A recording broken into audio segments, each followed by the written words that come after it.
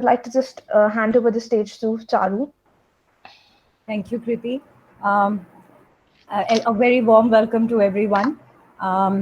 We have Professor Keith with us today, and this is his second talk with the Delhi Comparatists. So I will just quickly introduce him, although he doesn't need any introduction, but I just still go ahead with it. So Dr. Keith is a professor of English at Kent State University, Stark. He's a chair of the Non-Western or Global Rhetoric Standing Group of College Composition and Communication, and he's also the executive director of the International Association Intercultural Communication Studies. His research articles have been published in prestigious journals like Rhetoric Review, Rhetoric Society Quarterly, College English Association Forum, Journal of Advanced Composition, Intertexts, and the Foreign Language and Literary Studies, and the Advances in the History of Rhetoric. His talks on different global platforms comprise of a fascinating discussion on comparative rhetoric, the rhetoric of India, feminist argumentation, and the argumentation theory. He's recently published a book, which is in 2020, which is titled Rhetoric and Composition Studies. So, as I said, this is a second talk of Dr. Keith with Delhi Comparatists. In his first talk, he discussed, in detail with very vivid examples, the 16 categories of Nyaya Sutra, establishing Nyaya rhetoric as an alternative or rather a more productive rhetoric in comparison to the ones that focus on mere winning. So he sees Nyaya rhetoric as something which is essentially helpful in exploring and understanding the practices central to specific regions, cultures, and communities. With this brief about Dr. Keith and his work, now I would hand over this virtual platform to him. Over to you, sir. All right, thank you. I am going to go ahead and load up my slides. Just a second.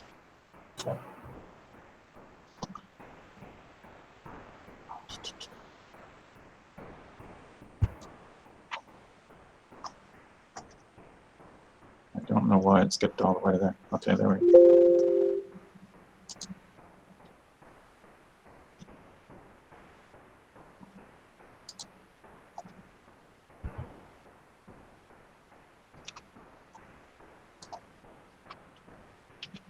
Okay, can you see comparative rhetoric? Yes, on this? we can. Yes. Yeah. I like to keep it so that I can also see your faces, so that I'm not just talking into a black box. Okay, okay. Yeah, sure. All right, so today I'll be talking about comparative rhetoric with a really cool slide background. And what I want to emphasize is the recovery describing welcoming local, regional, indigenous communicative practices. So let me start. Charu, thank you for your wonderful introduction. So thank you to the organizers of this and Kriti. Also, for training and inspiration, I'd like to thank, let me also thank my assistant, Hannah Jones. I'd like to thank Uma Krishnan, who was responsible for a lot of my training in Nyaya philosophy, Dr. Lu Ming Mao, who's been a mentor to me in the field, and Ambika, who is here today, just as an encourager and friend. Thank you. So for some context on my remarks, she kind of hit everything. But here are my two most recent books, and the fact that in 2005, beginning in 2007, and by 2017, the idea of Nyaya rhetoric was accepted by Indian philosophers as a legitimate approach to understanding. Once I think I made it clear that what I wasn't trying to say that it was just rhetoric, that it was a philosophy, but it also had rhetorical origins and implications. So today I want to talk about comparative rhetoric, the landmark texts. The first was Robert Oliver's Communication and Culture in Ancient India and China. Fascinating book. I remember when I first read it, it really changed my thinking a lot about a lot of things. Then George Kennedy put out one that was more, where he kind of framed the name Comparative Rhetoric in the title of his book, and went and looked at some other rhetorical practices in different places in the world, and he came up with a very broad theory of rhetoric, which is very interesting, that I don't have a lot of time to go into today. But the next two books, it took quite a while before we started really seeing some traction on this. So 2004, 2009, we had two anthologies, and then Lu Ming Mao put out another anthology, 2014, and then my book kind of is the first one to the largest anthology to date, with almost 40 authors. So we're extending the idea of comparative rhetoric. So, little background. I'm bragging on the people in my book, not just my book. I know it's not just a shameless plug. I'm bragging on the fact that all these different people brought into the field, my field, Chinese, Asiatic, Turkish, Egyptian, Jewish, Hindu, Vedic, Buddhist, Arabic, Muslim, Indonesian, African, Filipino, Japanese, Jesuit, Indigenous, American, and feminist hybrid rhetorics. So I'm grateful to the authors who contributed to that book and expanded our knowledge of these rhetorics. So they also talk about the relationship of cultural rhetorics, intercultural rhetoric, cross-cultural rhetorics, teaching, transnational studies, translingual studies, and general rhetorical theory. Don't ask me any questions about that. I'm not sure about all those distinctions sometimes, but those are the various fields that do similar work. So let me talk first about, in part one, about what comparative rhetoric is. In my view, rhetoric is the study, the shaping of the relation, the message, and the delivery. So the what and the how in communication in human, and I believe in animal environments. I believe that animals also are rhetoricians in some sort of senses. All right, so comparative rhetoric focuses on rhetorics outside of neglected by Greco-Roman tradition, including the rhetorics of post-colonial environments. Okay, I believe that it responds to the needs of our time. This was a colleague of mine that recently passed, and we all miss her greatly. One of her contributions was to be, I think, a prophet of our field, and statements like this. The virtue of cross-cultural and comparative studies in rhetoric is that the dangers of preserving the other as an other can be minimized by recognizing or creating common ground, common language, an objective that becomes increasingly important in our current climate of resurgent nationalisms and related polarized identities.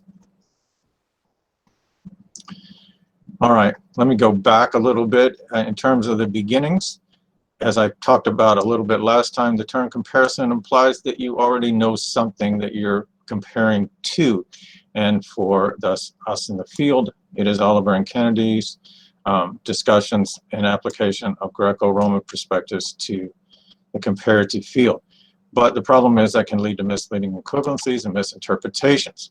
Oliver and Kennedy were both aware of these issues, and they tried to nudge us away from them, but with not as much success as later people. So those first two books at least established the idea of comparative rhetoric. At first, comparative rhetoric featured historical recoveries from ancient periods, and most often it was China. In 2004 and 2009, which I already talked about, these two books added different forms of rhetorics, different studies of rhetorics, so they expanded the idea to Middle Eastern, Egyptian, Chinese, biblical, etc. Wait, let me go back. Biblical, Indian, Irish, and alternate Greek rhetorics.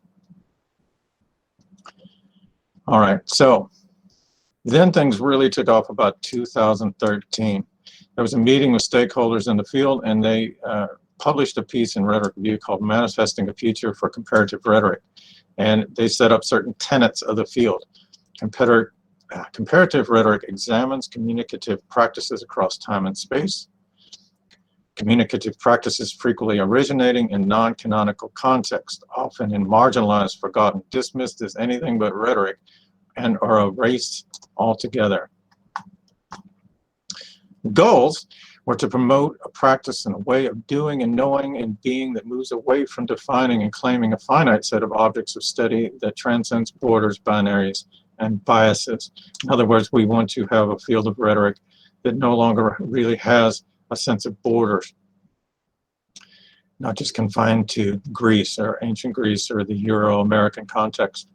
The methodology, comparative rhetoric, practices the art of recontextualization. I'll spend a few slides talking about what he means by that. I agree with him on this approach. As he says, we have to begin somewhere, and so we begin with our own knowledge of Greek rhetoric. Usually that's how we get into the field in the first place, is through our interest in that. And the best way to do that, as Mao and others have pointed out, is to immerse yourself as far as possible in the other's world, describe as best their practices in their own terms within their own context. Later on, we'll see that he talks about what that means, especially for a person, say, from China or from India, who is doing this kind of practice. It's a little bit different relationship, because the relationship to Greek rhetoric is not what it is in a Euro-American context. So he talks about that later. As he notes, we may not have any choice but to articulate other rhetorical traditions first by seeking out frames and terms found in our own tradition. So we may look for things like debate in something like a poetic tradition, just to see if there's something there. But our larger goal is to study these traditions in their own terms. All right. So he defines this as reflective encounters. We study other traditions in order to develop an ongoing dialogue between these other traditions and Western rhetorical tradition. So we're not just trying to study the other tradition as an other, but to place it in dialogue with the Greek tradition. These reflective encounters, practice of which is an art of recontextualization, expand our understanding of the field of rhetoric ourselves and the object under study. All right, so for rhetors who are nurtured in the rhetorical tradition, so he means people who grew up in the West in the Euro-American tradition, and that is a part of their background. For those people, like me, for rhetoricians matured in the Western rhetorical tradition, a productive interrogation of their own tradition, their own privileged position, and they're very often well-meaning representations of the other, which I've gone through a lot in my life, the things that I go into expecting when I'm entering an environment like Indian rhetoric, reevaluating, constantly recontextualizing, rethinking. Am I seeing what's really happening, or am I seeing it on my own terms? Am I able to see it in other terms? That sort of thing. In this matter, there is not much room left for the logic of Orientalism, which of course relates to my previous talk. Now, for rhetors who begin as the other, for example, someone in India who is studying Greek rhetoric, a little different in India because of course the British tradition, the Raj, would make it, I think, a little more a part of the background than it might be in China. But for rhetoricians whose rhetorical traditions are the other, who represents the other, reflective encounters yield a willingness to complicate their representations even though they're already considered native. So it's always a process of recontextualization. No matter where you begin, whether you begin in India or China or Africa, or you begin in Euro-American context. So what does this mean for me? Is my studies in Greek rhetoric in India have shown me the idea that ancient Greeks were Westerners is inherently problematic. Again, I'm going to quote Jan Swearingen. Contemporary discussions of the other increasingly invite us to reconsider these ancient discussions of the one and the many, and of the hidden order and harmony in the universe that was perceived in strikingly similar ways by ancient Indian, Chinese, Near Eastern, and pre-Socratic Greek philosophers. I might mention a lot of indigenous American cultures as well. So what makes it Western? That's questionable. It's up for debate. So another thing that we're questioning, the whole idea of East and West. The opposition of East and West not only relies on what Said referred to as Orientalism, it also relies on very one-sided interpretation of Occidentalism. This is again Lu Mingmao speaking. So he says, the process of studying one's own rhetorical and cultural experiences is always a process of recontextualization. As a result, the danger will be greatly diminished of reverting to the logic of Occidentalism, a derivative of Orientalism, a logic that perpetuates the same kind of ethnocentrism, dogmatism, and dualism as does the logic of Orientalism. Okay, so both things begin to dissolve from a study of comparative rhetoric. All right, so let's reflect a little bit. The study of comparative rhetoric brings both of these fictional perspectives, Oriental and Occidental, into question. We begin to remap the world, literally. Even the idea of rhetorical tradition, a straight line from the Greeks to the democratic West, is under deep scrutiny. Patricia Bazell's written on this. Susan Jarrett, Arabella Lyon has written some brilliant stuff on the fact that there isn't a line. There were times that the West wasn't teaching rhetoric, and it was more known in the Arabic world than it was in the Western. So how can we say it's a Western tradition? All right, part two. This is the fun part, where we are recovering, we're describing, we're welcoming local and regional indigenous communicative practices. This is my clumsy attempt to describe some of those processes. And hopefully I will pronounce things right. Comparative writers look for historical rhetorical patterns of communication. They may be written or unwritten concepts of discourse, debate, theories of language, poetics. We look in a lot of different places. My friend in Egypt, Hani Rashwan, looks a lot at Arabic poetics, but studies it from a rhetorical perspective. Comparative rhetorics also look for contemporary rhetorical patterns and examples. Lu Mingmao does a lot of this, looking in contemporary China. Arabella Lyon does that. My approach combines the search for historical traditions with examination of contemporary speeches and texts. And in my case, I look for examples of Nyaya Hindu rhetoric. No big surprise there. Okay, so in terms of recovering and describing, the Brihadaranyaka Upanishad, this is an example from that Upanishad. As you know, this predates actually the Socratic philosophers. Kennedy identifies the Upanishads as the best examples we have of debate in the period before 5th century BCE, as does Oliver. The thing is that both of them interpret the particular passage I'm looking for is the teacher's attempt to build his reputation by winning. And this isn't an unusual interpretation. A lot of Nyaya scholars talk about that was the function of debate in the ancient world. But I also want to look at it from more of a Nyaya perspective to think, is that really what's happening, or is something else happening at the same time? All right, so if we look at the Upanishad, I knew I would mess up. Okay, let's just say the Brahmin is talking. I'm feeling some pressure to try to pronounce these things correctly in front of this audience. It's Yagyavalkya, but okay, it doesn't matter. Yes, thank you for helping me. All right, so he's a Brahmin. He's speaking to a Kshatriya king, Janaka.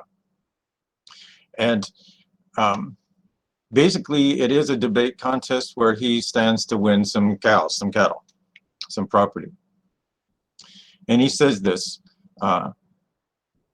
because he's being asked to teach about dreaming and waking and dreamless sleep. They're in a discussion. So he says, that entry, Purusha, after enjoying himself and roaming in the dream state and merely witnessing the results of good and evil, hastens back in the reverse way to his former condition, the waking state. We all just experienced that, or at least I did on my side of the planet when I woke up this morning. He remains unaffected by whatever he sees in this state, for this infinite being is unattached.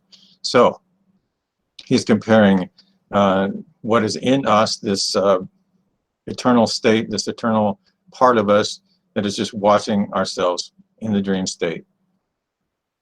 So he gets 1,000 cattle. But he goes on, as he's told to. He says, that entity, Purusha, after enjoying himself roaming in the waking state and merely witnessing the results of good and evil, hastens back in a reverse way to his former condition, the dream state or dreamless sleep, as a large fish swims alternately to both banks of the river. If you were here for the last talk, you're already thinking that's a Nyaya argument. Because he's talking about, and I love it that he uses exactly the same language the second time. So the message is pretty clear, even just by the language, that we should be as unaffected by what happens to us in the daytime as in dreams, as a large fish swims alternately to both banks of the river. So in terms of recovering and describing, I see a Nyaya argument here. The Purusha reverses to its former condition because this infinite being is unattached, as a large fish swims alternately to both banks of a river.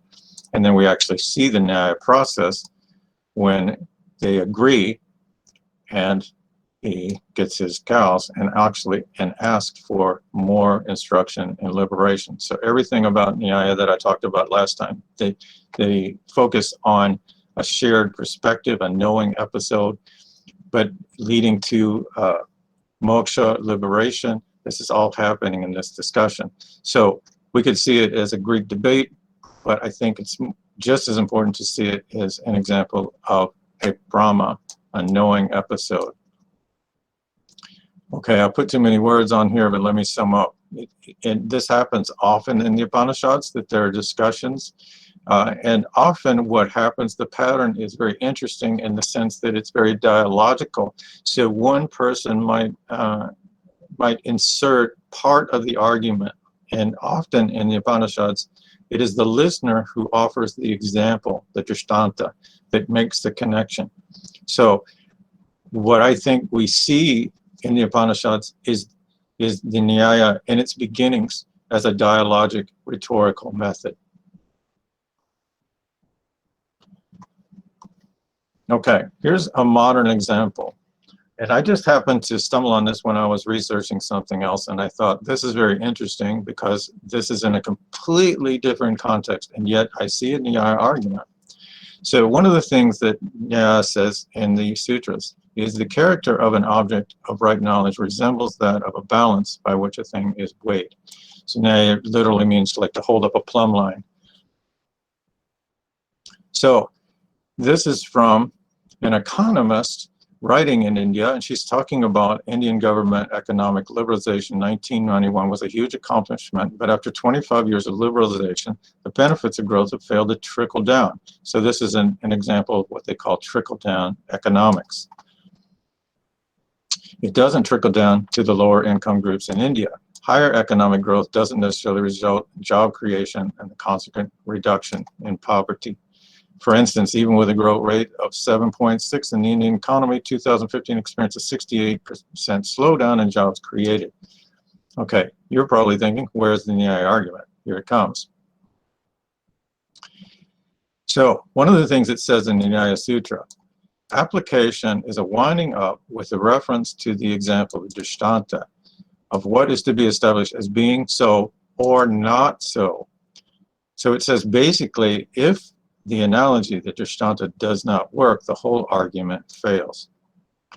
So Mittal focuses on the drishtanta, the driving analogy, and suggests rather than wealth trickling down, which is from a water analogy, she says the theory has rather a topple-down effect. I love the play on words on the economy. It fails to generate desirable effects and instead clogs the economy with chronic poverty. So I see this as a Nyaya argument in a completely different context than you might expect. Trickle-down economics clogs and the whole concept topples down. But as Uma taught me when I was learning about this, is a very common method in Indian argumentation to use a lot of analogies. And I think it's a direct remnant of Nyaya reasoning. So in Nyaya reasoning, to show the inadequacy of the analogies, a death blow to the whole school of thought behind it. And I think it's interesting that Vattel seems to kind of instinctively know, if I question the whole analogy that drives the trickle down, I've thrown into question the whole idea of whether it's worth it. All right. I think what results is kind of a double consciousness, where neither is trying to win in both arguments that we look at. And both are trying to reset our thinking in a larger perspective beyond our separateness. And we can see both of these passages as examples of Greek debate, but at the same time, we can hear echoes of Nyaya reasoning resonating through thousands of years.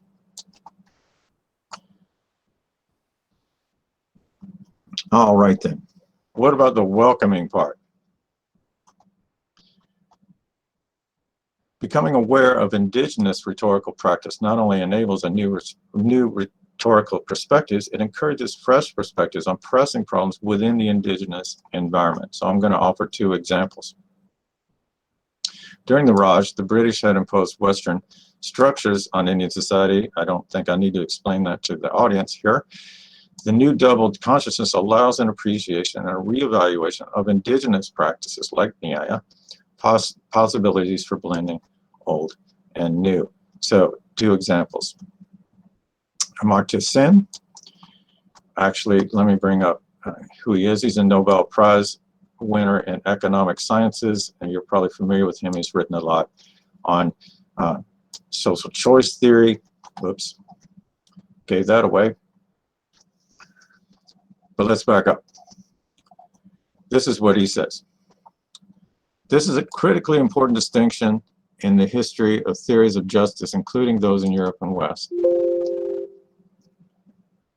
But I begin with a demarcation that has a clear role in Indian intellectual debates, Sanskrit literature on the subject, two distinct words, niti, nyaya, both of which stand for justice in classical Sanskrit, actually help us to differentiate between two separate concentrations.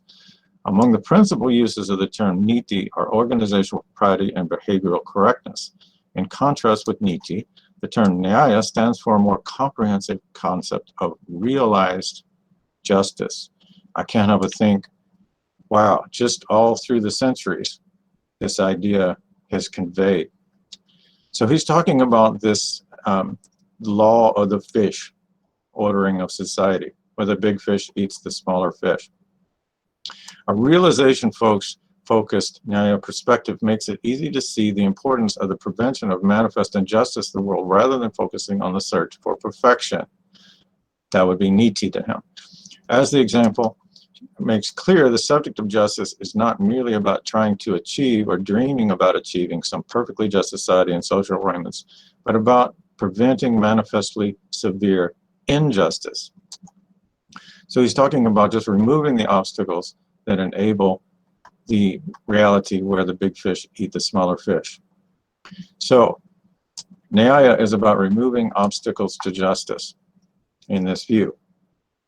I just immediately thought of a 19th century abolitionist. Actually, she's quoted by Ruth Bader Ginsburg, and you may have heard this quote recently after she passed away, or if you saw the documentary on her. But I ask no favors for my sex. I surrender not our claim to equality. All I ask of our brethren is that they take their feet from off our necks and permit us to stand upright on the ground which God designed us to occupy. To me, that is such a good example of what he means by Nyaya, is that it isn't, I don't need anything but just to stop, to allow, to remove the obstacles to equality. And Ruth Bader Ginsburg quotes this, I ask no favor of my sex, all I ask of my brethren to take our feet off our necks. This also became extremely relevant in the George Floyd killing in the United States, where he was actually killed by a police officer by leaning on his neck. And so this took a double resonation in American culture. I'm sure you can think of examples that you have heard in your own surroundings. The other part I wanted to talk about is the Nyaya Panchayats. This is an idea that there were these village councils for thousands of years that kind of appear and disappear over time, but basically stayed pretty steady until the time of the Mughal Empire, and then up into the British period. The British tried to reinstate them. It didn't really work.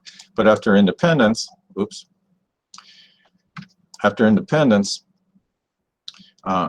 then the Indian government and the Constitution reestablished them. And I know that it's met with some mixed success, but what I think is interesting here is that we have an example of how within the indigenous culture that Nyaya originates in, there's this effort to reinstate some of these traditions that have gotten a little bit lost and obscured. But I do think it also means a double vision. These things might not work as they did in different environments. They probably need some tweaking. I think you guys know more about it than I do, but it did reach constitutional status.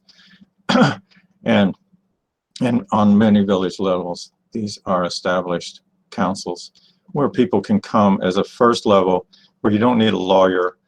They're basically kind of arbitration negotiation courts, so that a lot of issues get taken care of without a lot of expense or travel.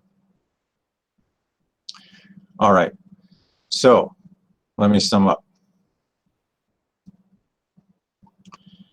Comparative rhetoric begins with a knowledge of Greek rhetoric and then engages in practices of understudied and non-Western environments in reflective encounters. It describes practices of the other as much as possible in their own terms, and in some ways is erasing the boundaries of self and other. Expands the understanding of our understanding of rhetoric, and it leads to an understanding and valuing of indigenous rhetorical methods that can deeply enrich the home culture as well as the field of rhetoric. Ultimately, its goal is to recover, describe, and welcome local, regional, indigenous communicative practices as integral aspects of global rhetorical history and study. And thank you.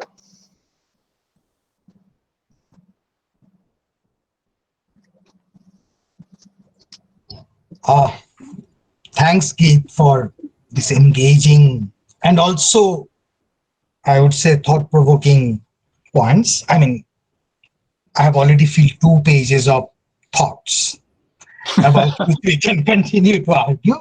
But okay, anyway, because I'm moderating this question answer session, so I'm inviting participants to raise their questions because we are not, we have time. So please raise your questions, your comments and questions.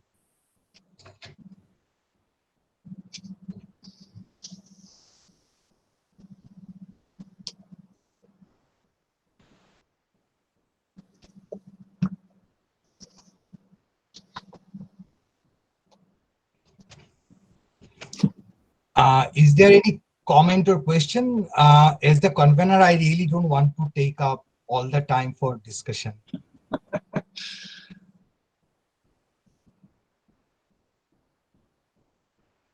Or you can put your questions in the chat box as well. Let me check whether there is any.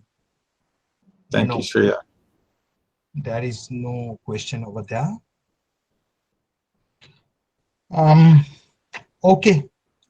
Kate seems we have an audience. We have an audience who are expecting us to discuss. So, I mean, how would you really compare between Oliver and Kennedy? Because somehow I found Oliver to be looking at the ancient Indian tradition without much knowledge of the texts, whereas Kennedy really did his homework very well.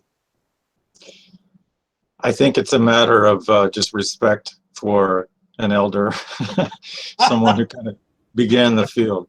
But no, but you see, Kate, that is an interesting thing in Indian tradition. I mean, Sanskrit knowledge tradition. So Abhinava Gupta, who was a poetician. So he wrote in the beginning of his book that, okay, I have talked and negated a lot of my predecessors' point.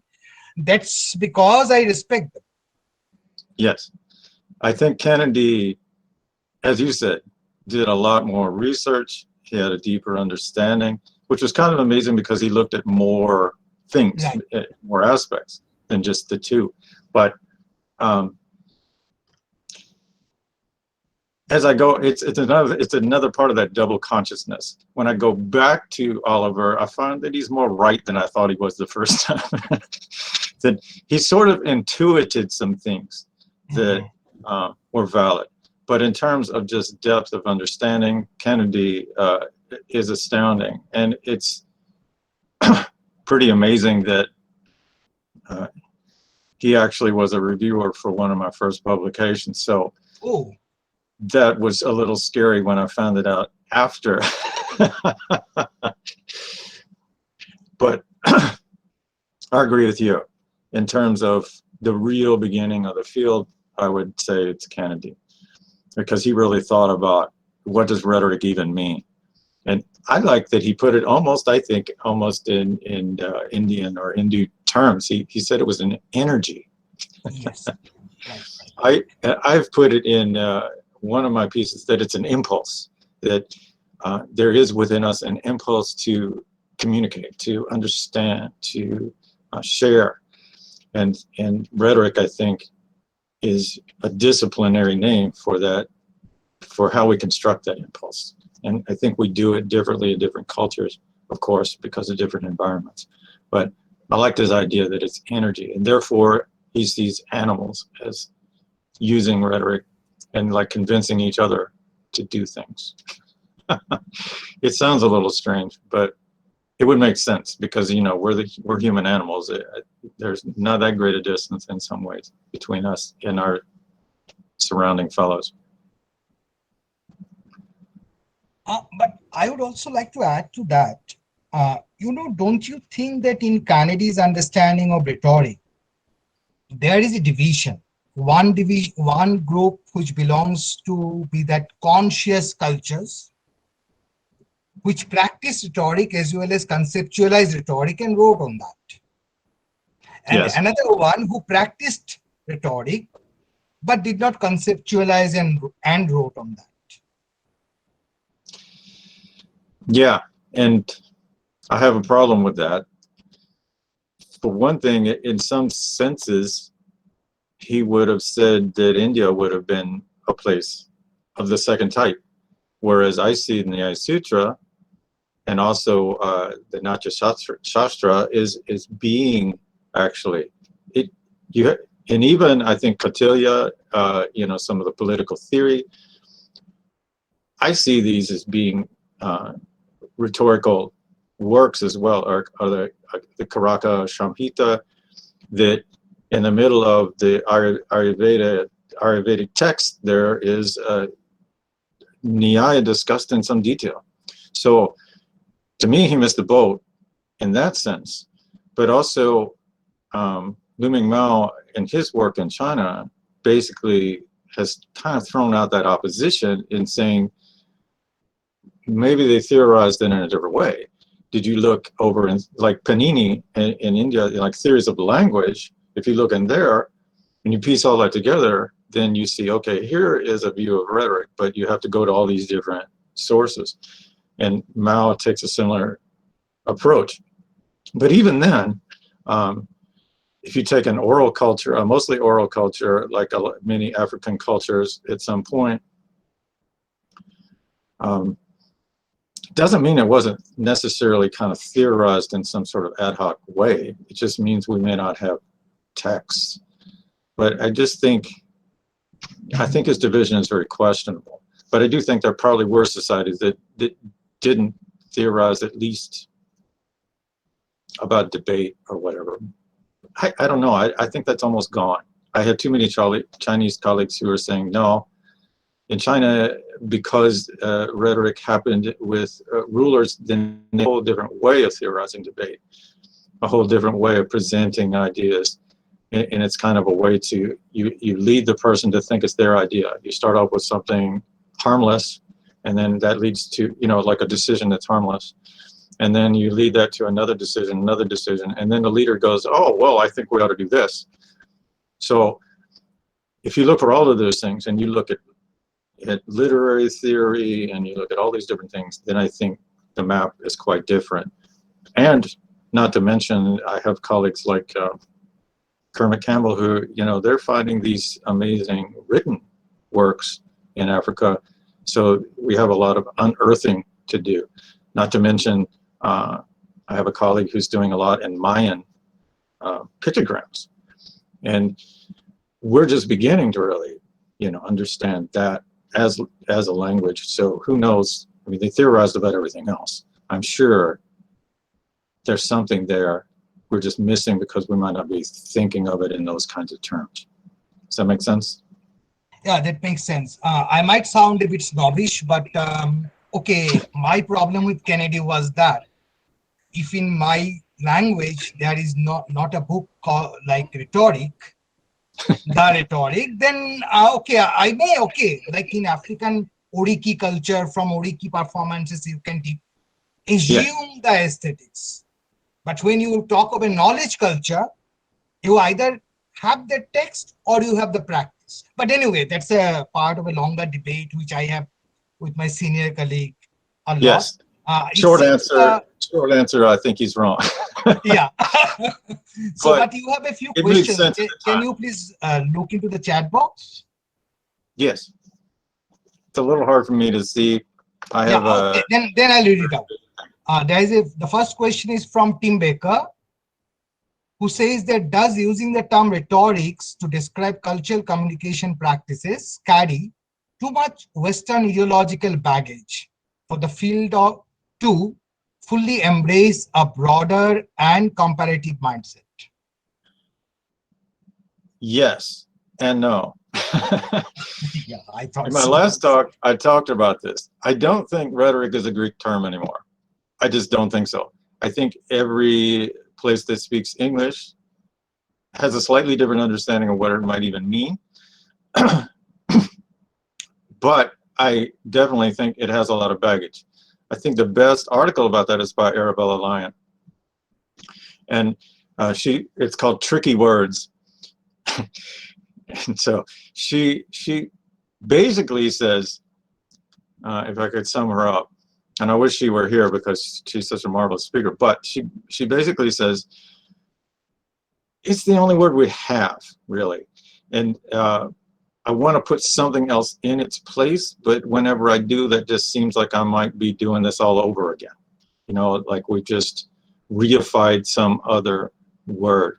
But Tim, I definitely understand what you're saying. I've been very hesitant to use the word comparative as well. I've tried to come up with alternatives, and I can't convince Lu Mingmao that we need to do that because he sees us as a cousin to all the other comparative approaches, thus this group. So he's saying if we pull the comparative out of our name, then we've lost that connection to comparative anthropology, comparative literature, comparative whatever that are happening all over the planet. So we're sort of trapped in that word. I prefer actually to call it polymorphic rhetoric, which means that at the same time, different species of the same thing kind of emerged. But I only got so much traction with that. So sympathize. I think the recontextualization is how we constantly are trying to keep ourselves from going back and making sure that rhetoric doesn't mean just argumentation or debate or Aristotle's handbook.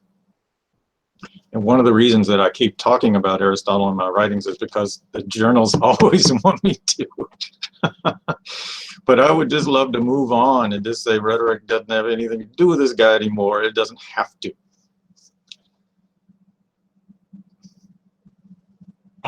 Okay, Kate, there is the next question from Keshav Bansal.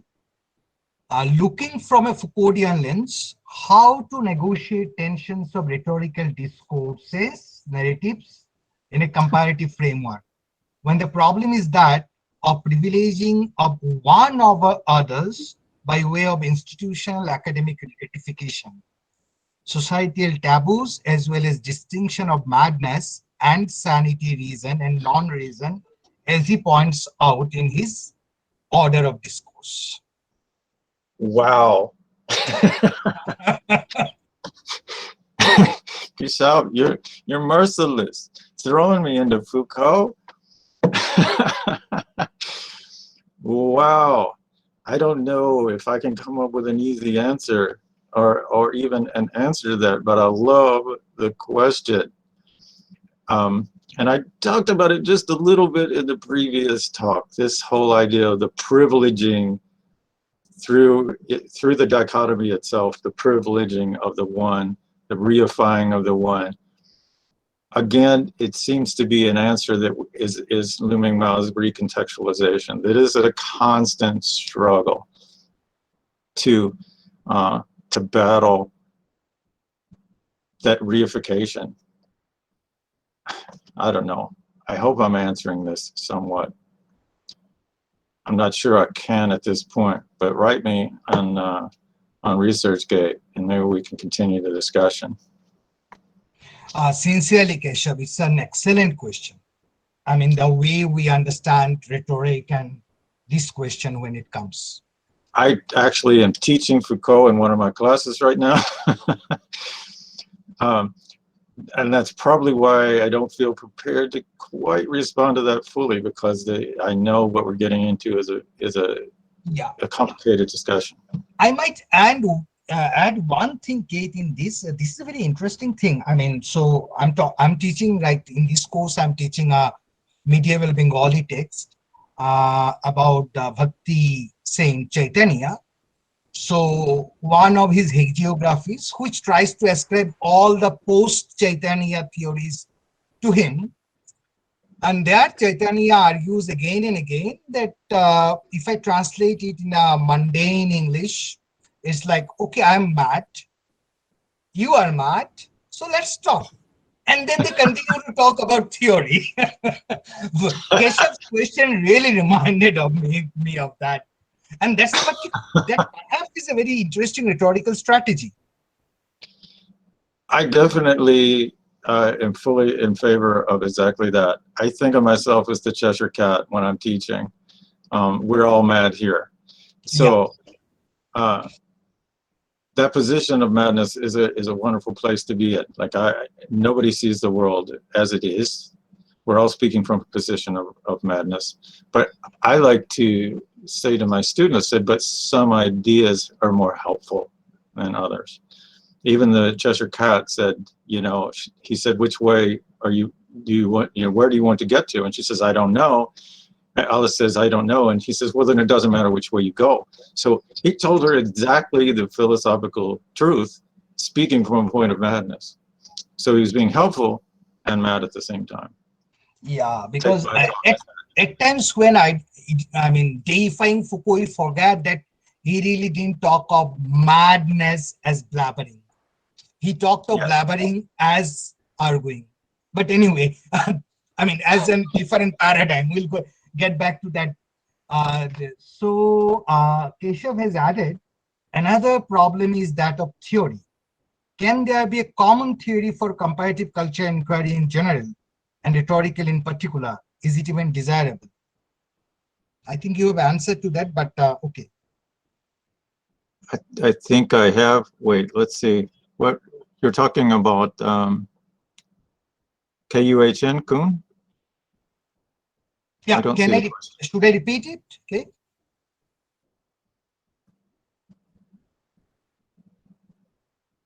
A common theory. Okay. In my book, my collection, Thomas Rickert actually ventures into that. The whole idea, at least a common rhetorical theory. And I'm not sure he and I actually agree, because I see it as, I think Oliver and Kennedy were coming from that kind of perspective that we could have this common rhetorical theory. I see a danger in that, and that it starts becoming an exclusionary force. So this is not rhetoric and this is rhetoric. So even in that, I welcome Thomas into the book. I like what he says. He kind of goes more the energy direction, and he uses a phrase called thrivance, that rhetoric should help us thrive in our environment. And he goes very environmental and ecological, and I think that's the best you can get for an overarching rhetorical theory.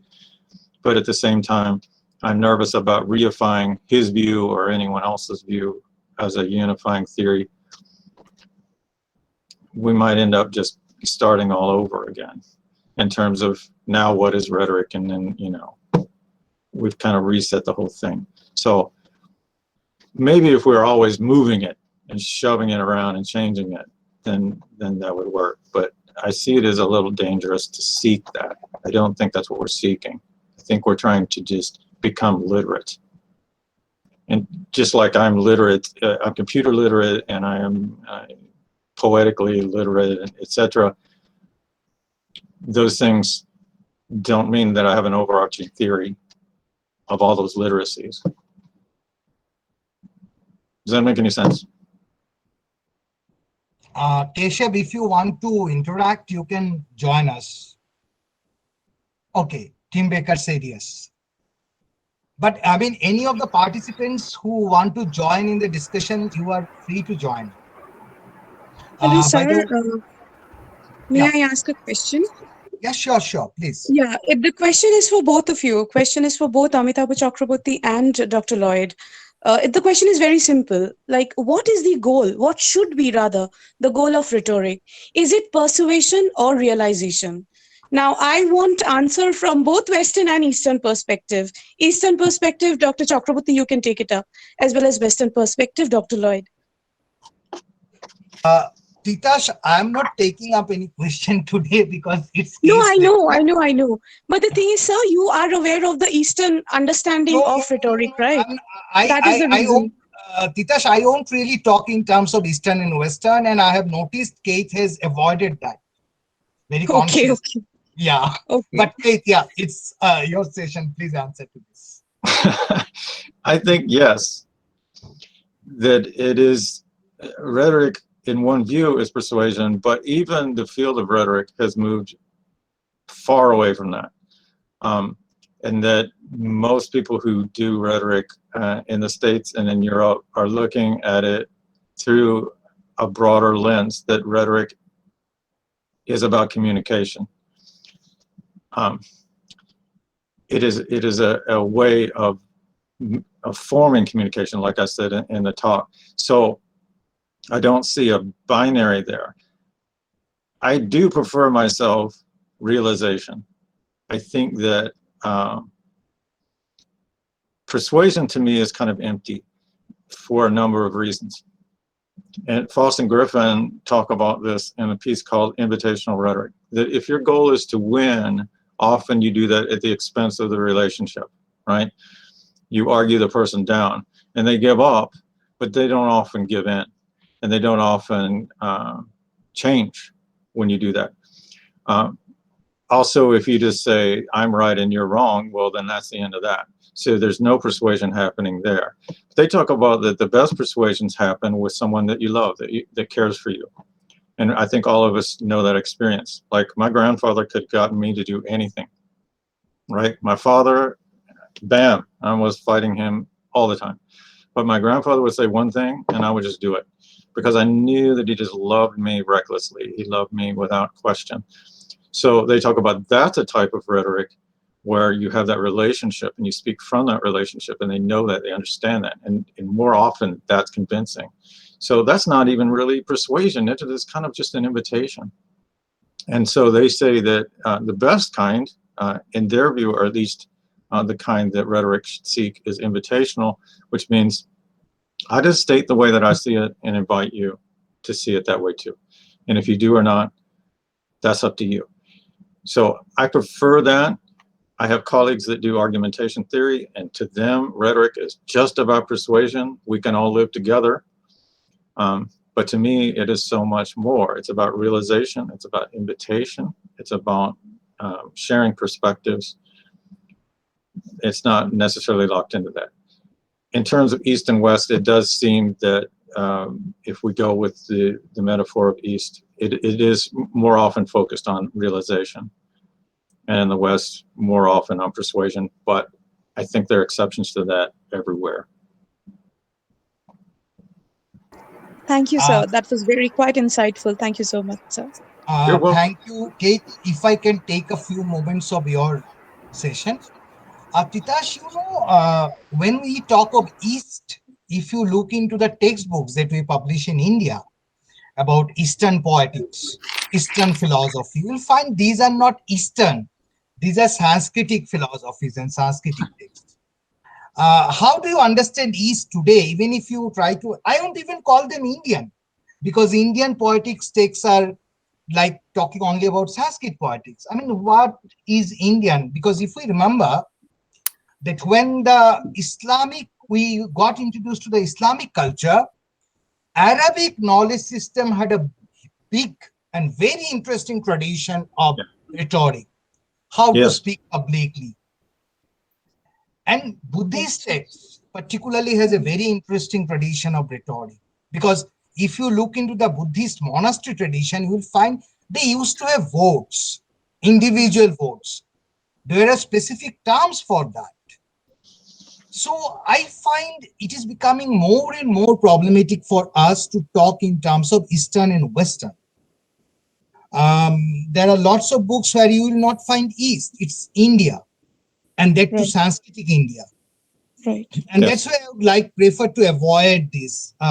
This Eastern never addresses what happened when our elite learned Perso-Arabic traditions in so detail. Did they read the Arabic texts which talked about argumentation, poetics? We don't know. So I would prefer us to, I think when Kate was talking a few minutes back, I was feeling like we belong to a generation where we are trying to break this dichotomy of East, West, etc. It's time we talk of specific cultures. And so that then too, do you, yeah, sorry, please, sir, please. sorry, please go on, please go on. Please. No, please. We want discussion, so please go ahead.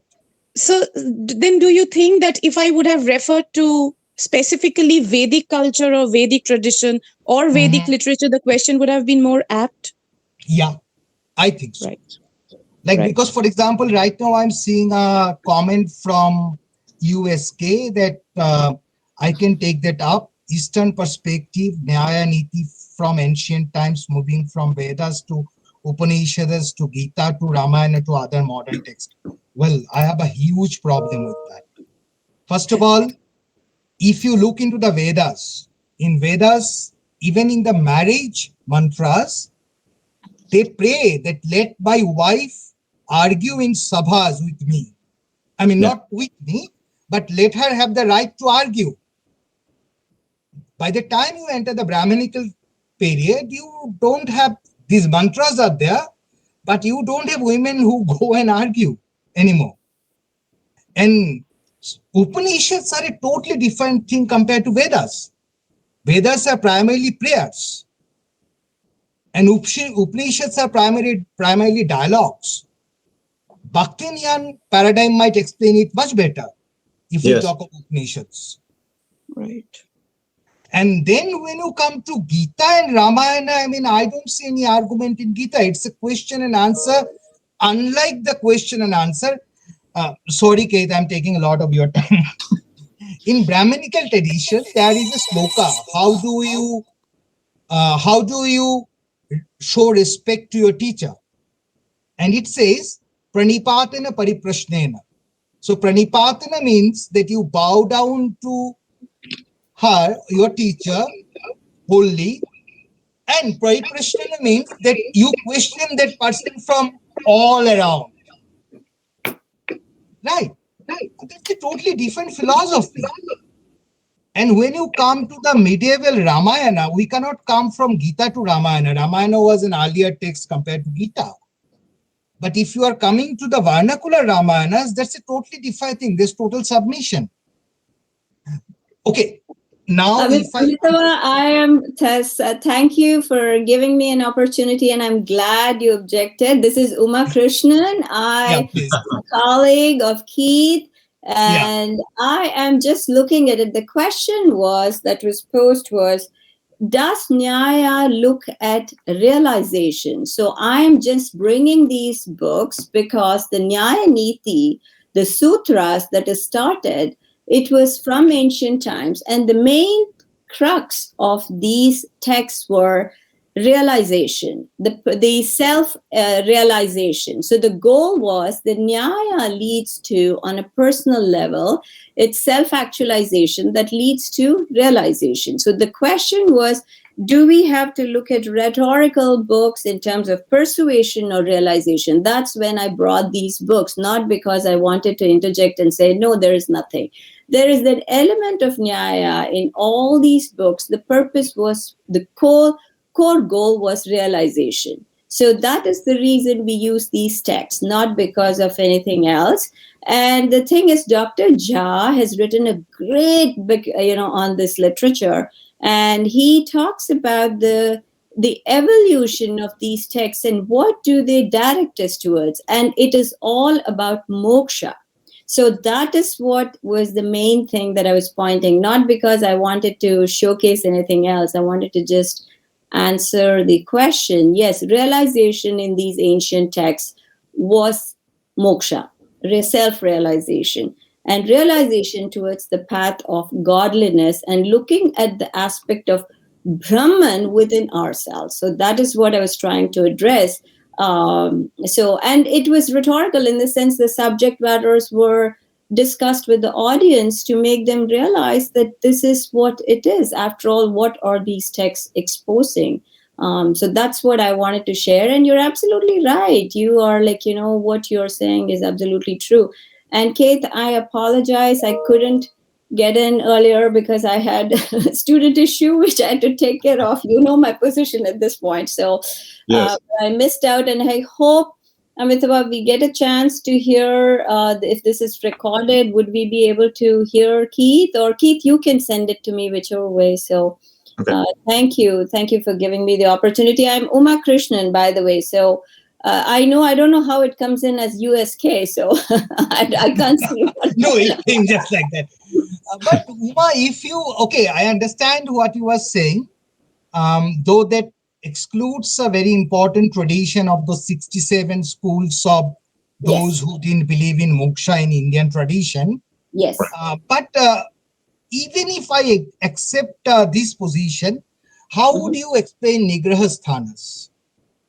Okay, and by the way, thank you so much. You brought this back to again the Brahminical tradition. Oh, I love it. Being a Delhi University product, I can go right back to it.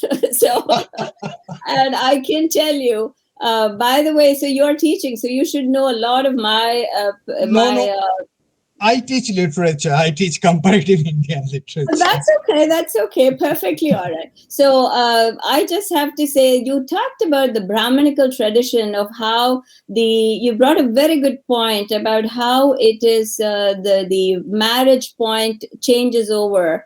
And I have to bring this. Keith, you will agree with me. Anywhere the woman is, because a man succeeds, it's because a woman is behind him. So in Indian tradition, we are the people behind the wall, constantly prodding our men to be the best they can be. So you cannot, in a subtle way, the women have been given power. They might not have over a period of time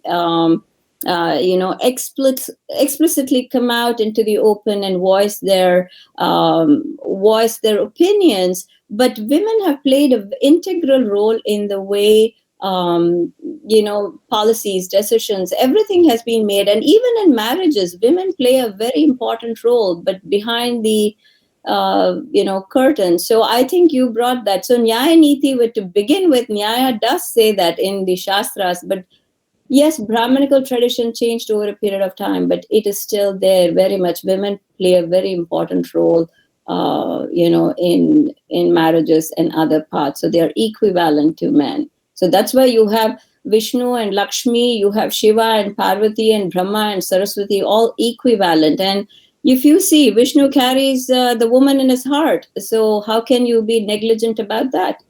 So Keith, we have talked about this, if you remember, that women empowerment is very much there. So sorry about that. I got a little digressed, Amitabha. So going back, sorry, go ahead.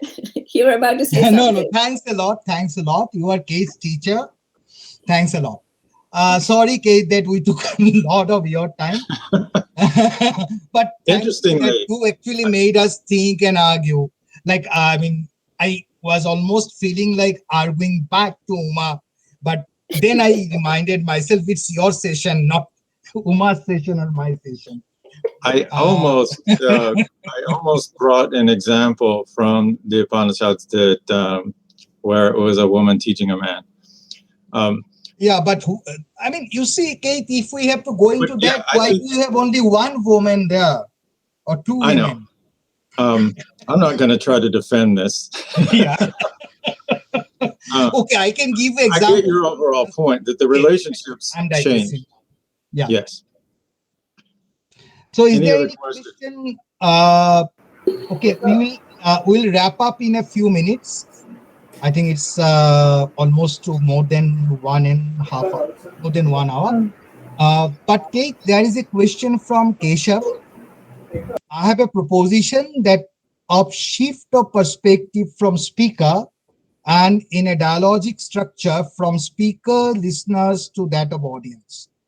Can we look at rhetoric by way of reception theory and reader audience response? I think a lot of rhetorical critics have already looked into that perspective. Anyway, Keith. I actually just gave a talk on that to a different group. Again, if you contact me, I will just try to get you the video recording of it. I spoke to the International Association of Intercultural Studies. Short answer, yes. I think it can.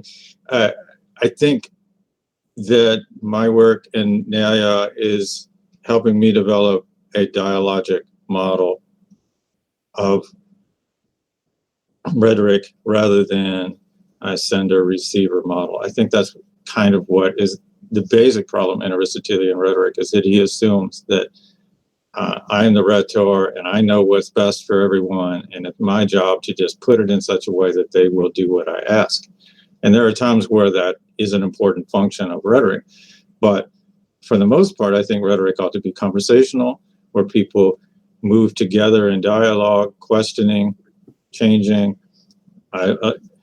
Not necessarily Socratic dialogue, because I still think he was manipulative. I think Socrates always knew how it was going to go, and he just took them down the road. Where when I teach, I feel like I just want to set up an avenue and to just let it go and let it go where it will. And to me, that's what Nyaya has gotten me to thinking, that you could use debate in such a way that it's very invitational, interactional, dialogic. I think that's the kind of roots that it sprung up from. I hope that answers your question. Thanks a lot, Kate. I mean, for such an engaging session. Charu, now I also have like one small thing to say before we wrap up. Okay. So I had a question and it eventually got answered during the discussion. I basically wanted to ask about the the dynamics of public sphere. Like, how do you see that during the medieval times, when most of the vernacular traditions are moving away from the cosmopolitan Sanskrit texts and traditions? And my question was actually that, as to how to go about it. But then when you said that it is of, it's more of invitational, and then yes, eventually, the realization and the persuasion will follow. So that kind of helped me understand what I wanted to ask you. So thank you for that. And Professor, we have one more question here from Shoma Mukherjee, but that's for you, which you missed. She asks if we can think about Sangam poetics in this particular context. I think that's the only one that we have left. Yeah, but I think that's be different from Yeah. what Kate has been talking today. Because if we accept that any type of poetics is also a rhetoric, then it's true. But then that's a different. But anyway, Kate, if you want to add anything. The talk that I just mentioned, I talk a little bit about Satyanikran, which would be a theory of poetics, if you will, of course, of drama, of presentation. I do see a definite overlap, but I think that if we're going to have a full understanding of delivery, that part of that Aristotle called delivery, making what your message clear, then I think poetics has a lot to do with it, because there are a lot of terms that apply both to rhetoric and to poetics that we need to draw from. So I think there's a well of resources to be found there. I don't think they're equivalent, but I do think that studies in rhetoric shouldn't overlook poetics. That's why even Aristotle's Rhetoric is often published with the poetics, because you can get a fuller understanding of what he means by the terms, and you get a better understanding of rhetoric by the understanding of poetics. I hope that was helpful. Yeah, Kate, I think you said it right. Actually, I think Shoma asked this question also because Sangam poetry is conversational, essentially. Yeah. Yeah, maybe that's why she found that to be more relevant. But that anyway, would be interesting. Yeah. So, Charu, it's time to wrap up. Yes. Okay, so I have shared the link to the Facebook page of our updates. If anyone is interested, please follow the link and you will be updated regarding the Delhi Comparatist events.